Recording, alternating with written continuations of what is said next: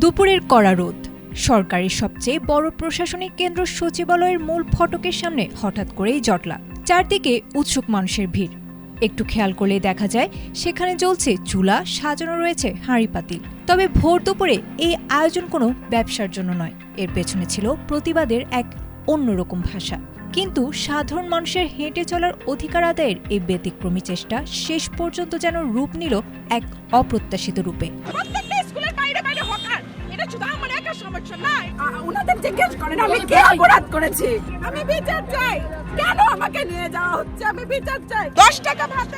ঘটনার সূত্রপাত সামাজিক যোগাযোগ মাধ্যমের একটি ঘোষণা থেকে।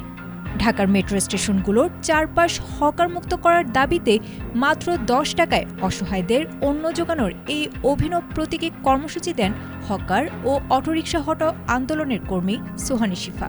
লক্ষ্য ছিল একটাই, যাতে টনক নড়ে প্রশাসনের, সাধারণ মানুষ যেন ফিরে পায় তাদের ফুটপাত ও সড়ক।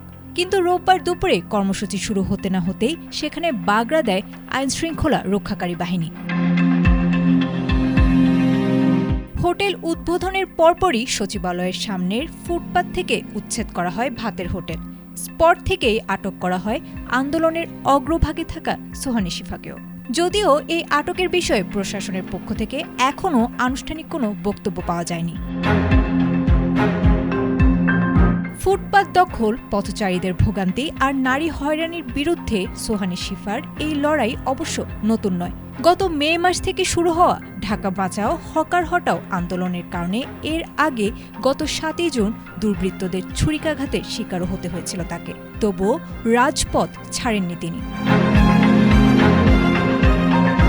পুলিশের বাধায় ভাতের হোটেল বন্ধ হলেও এই অভিনব প্রতিবাদ আর আটকের ভিডিও এখন সামাজিক যোগাযোগ মাধ্যমে রীতিমতো ভাইরাল।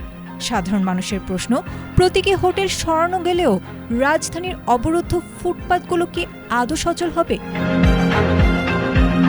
আয়েশা আক্তার, এটিএন বাংলা।